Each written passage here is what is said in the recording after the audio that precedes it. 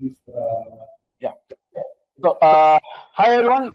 I'm Arjun. Today, like everyone is speaking about OpenStreetMap, Geodata, everything. I would like to speak a bit on the standards and importance of keeping the standards in Geodata, which enables us to move from data silos to data sharing, which is actually open data. Next slide, please. Yeah. So my name is Arjun. I'm an software and open data enthusiast. I'm one of the founding members of Open Data Kerala. Been mapping, volunteering OpenStreetMap till from 2012. I'm from where I've been part of various some activities in Kerala, India, and been the hot voting member. Professionally, I'm a geospatial engineer, and I do write about geodata and open data in my blog. Next slide, please. Yeah, so this is a very sneak peek of what we are going to see today.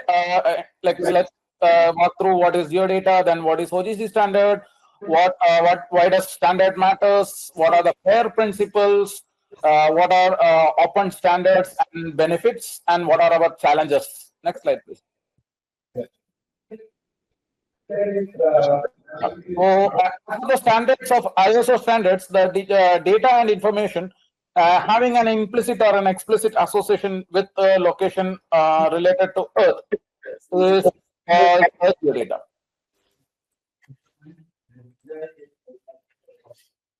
Is there any problem? No, it's okay. So, what is geodata? So that's the standard definition of geodata. So in our daily life, we use a lot of geodata. On the right, in the blue, you can see the various geodata services or applications which we use. So what exactly is geodata? Geodata is any information that includes a spatial or a location-based component can be considered as geodata. It's not just only the features such as roads, buildings, forests, rivers alone. Even the abstract concepts of like population density, weather parameters, temperature, rainfall, all these are part of geodata when it has geographical or spatial components in it. And also the attributes of it. If you are considering the road name, width, etc., the lat longs, those are called the attributes. Those also can be considered as geodata. Next slide, please. So OGC standards. So what is OGC? Open Geospatial Consortium. Is an international voluntary organization who deals with the standards and develops and maintains the international standards for geospatial contents. Next slide, please. Next slide. Yeah. So what exactly are standards? So let's dive deep into that. Next slide. Standards are structured rules or formats or protocols to ensure that the geographical data is shared and stored in specific format and in a reliable and interoperable format. So to make an analogy, let me take the example of a road. So standards are like rules on the road for the drivers. So imagine if there is no road, traffic rules or any rules on the roads, it will be chaos, right? So the rules enables you to drive properly in a disciplined manner. It reduces the accidents and it also enables smooth movement of the traffic, right? Similarly, the geodata standards also is a set of format and rules which enables all the data storage and sharing of the geodata. Next slide, please. So, as all rules, standards are boring, right? Rules are boring, right? Nobody you want. There is no. Next slide, please. So why is it boring? Because it's fixed and plain. Next slide, please. And we don't have any surprises, right? Everything is written, everything is plain and simple, documented anything, right? But next slide, please. So it is unimportant. As all rules, it is important. Next slide, please. So why does standard matters? So we live in a constant world where change is very constant and very fast, which is a very accelerating ecosystem. So standards become ever more important than even before in our previous times. They are very fast these days. They share a very common language, common platform to have the solutions of around geospatial seamlessly working. Next slide, please. So to make us understand how important the standards are, we all remember the Falcon 9 launch, where the SpaceX launched the rocket to the space, and the booster rocket returned back and back to the Earth. That was the first time, right? But it was almost very expensive, not only to SpaceX but to entire aviation industry in US. Why? Because the rocket, the entire space around the launch station was blocked for 3 hours. All the airlines was rounding, no signals, no green signals to move ahead. They were all held on the sky. There was a lot of carbon emission, a lot of fuel emission, a huge loss. Why was this happening? The rockets was out in the rocket of the Falcon 9 was out to the space in 90 seconds, and after around 8 seconds, the booster rocket came back, and still the entire airspace was blocked for 3 hours, right? Because there was no system for the space system to communicate with the air traffic system, which enabled the movement of airplanes. So there was no communication or interoperability between these two systems. That caused a heavy loss to the entire industry, not just one company or a group of people. The entire industry, people lost hours on the transit, right? So that important is a standard is. Next slide, please. So, when we talk about standards, how can we ensure standards? So, there are FAIR principles. FAIR principles are nothing that geodata should be findable, accessible, interoperable, and reusable. So, various national policies emphasize the need of adoption of FAIR policy to boost the geospatial use. When we talk about geodata standards, this is the fair principle is the always being quoted, and the various national policies also do quote the FAIR principles. So let's see what FAIR principles are. Next slide, please. So let's take an analogy again here. It's not fair. There is no fair. So imagine you are new to the city. So you are all to a Cox's Bazaar. People from different parts of the world to attend the event. Then there are multiple bus services. There are managed by multiple agencies, maybe. So each agencies put up their standards, the bus routes, schedules in a different documentation formats, and there is no constant place where you can get everything in one go. Very difficult, right?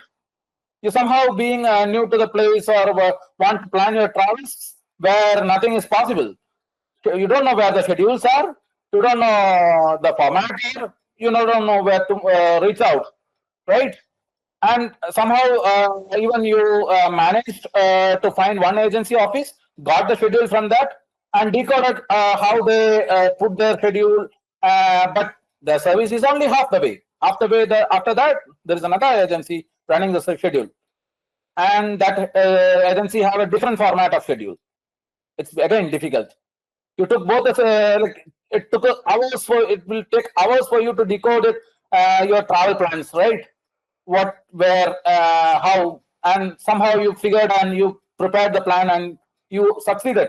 But if another person comes in, he has to go entire all these hustles to get that travel plan ready, right? So it's not fair, right? Next slide, please. So how can we can do the verification of this? All the transit agencies can document the schedules in any of the open standards like GTFS. GTFS is an open standard for general transit routes, and can be published the data can be published into the open data license. Once the data is available in open data license, OpenStreetMap volunteers can map it to the open data platforms like OpenStreetMap. Then any user can just simply use a navigation app, organic map or OSMand or any mapping application. Just enter your start and endpoints, select the mode of transport. That's it. It shows the route, it shows the bus routes, right? And it's applicable to all. So the person 1 to person X or person N, it's the same principle, same way. The data is reusable, right? Not only that, we have the data there. The same data can be used by the city administrator to optimize the bus routes. They can build dashboards if there is any underserved routes, or if there is any more buses need to be provided in one route. All this can be brought into one platform and analyzed, and that's the beauty of standards is bringing to the table for solutioning, right? Next slide, please. So what exactly is fair policy? So fair, make the data findable. So this all is taken from the website called gofair.org. It's a standard website, like the standard organization where it publishes how that fair policy can be implemented in each and every data set. And each of these points have deeper examples and definitions provided. You can log into the website and look into that, what exactly it means. I'm just briefly covering the things here. The first step is the reusing the data is to find them. So if you need to reuse the data, you need to find the data, right? So the metadata is nothing but the data about data. So the metadata and data should be easy to find for both human, and not only for human, and also that we are moving into a mission readable, like very faster world, all into CI/CD, continuous ingestion and continuous consumption, right? So in that mission also need to be everything what we publish in the format of data sets need to be readable by the mission automatically. Then only we can fast forward our processes. So that's what it means by findable of data. So there are 4 principles. I'm not going deeper into that. You can read into that. The second point of fair is accessible data. Once the user finds the data, now it is required that okay, you have find out the data where it is, but you don't have. What if you don't have the authorization to use the data? Again, it's not fair, right? So you need to have that open licenses which enables anyone to use the data sets as well. So that authority should be there, accessibility should be there. Not only just finding the data sets, the protocol should be open, free, and universally implemented. There are again multiple subpoints. You can find it again on the gofair.com. Next slide, please. Most important thing, once you have the data, once you have the accessibility to data, interoperability of data. So why is data interoperability? Nobody has the data, every data with us, right? We get data from multiple sources and build solution together. So like in the bus case, we need to have interoperability. Like in the rocket launch of the SpaceX, there was no interoperability. The space data and the space station was not talking to the aviation industry. So this interoperability is very much needed in a ecosystem like what we are in, the smart ecosystem, how we are. So the metadata use the vocabularies that follow the FAIR principles. The format should be accessible. It should be broadly like a very common standard language through which the protocol should be, and protocol and workflows should be common for everyone to analyze, store, and process the information. Right? Next slide, please. So when it is accessible, when it is findable, it is accessible. When it is findable, accessible, and interoperable, then the data becomes reusable, right? So the ultimate goal of FAIR is to optimize the reuse of the data, right? You don't have to produce the data every time. Each and every department of government, what we see is every department puts their own team, prepare their own data. There is no sharing of data, and the public money is being spent on that. If the one agency prepares the data, and if they shares commonly in open license in fair format, it's much easier for other departments and save money to use the same data sets, right? And the data become richer and richer all the time. So the ultimate goal is to reuse the data. For to reuse the data, it should be well documented. It should be accessible to all. It should be authorized for all. It should also be in certain format where everyone understands it, right? Next slide, please. So that's all about the principles. Now, how can the FAIR principles become open standards and benefit? What are the benefits? When we talk about the open standards, there are proprietary standards as well, but we don't have any visibility to that. Only the company who is holding that or developed that has the visibility on how the data is being stored, how the data can be manipulated, and there is a lot of restrictions for the proprietary standards that restricts the entire use of data, not just the standards. The entire data is forbidden beyond a certain point. So that's why there comes the open standards, and we need to use open standards to facilitate constant communication across all the platforms and the industry, right? Next slide, please. So open standards, what are open standards? So open standards should be free from the cost, also free from restrictions to use. It should be free for all to use. There should not be any restrictions. It should be publicly documented in its entirely, because what it means, it should be entirely documented, publicly available to all, actively maintained by an individual organization whose business interests are not actually and would not reasonably give the appearance of being potential impacted by the constraints of standards. What this point means is it should be maintained by an organization. It can be maintained. It's not should be. It can be maintained by an organization whose business is not actually with the standards. They should not be making their earnings by selling the standards or making the licenses, earning from these licenses. Because if that became then the constraint will be rising that if you need to use the standard, you need to pay the, so that the openness is not truly open, right? Then contains the structured releases, versions, change logs. So as we say, like it's ever growing. So it should continuously maintained. Releases should be there. Versions should be versions and change logs should be there, maintained very well, and has an open community of contributors, users, and transparent, inclusive governance should be there. So it should be very transparent, and every user should be able to use it. So all the standards which can be following these principles can be considered as open standards. Next slide, please. So why do we need open standards, right? Why do we need open standards? Next slide, please.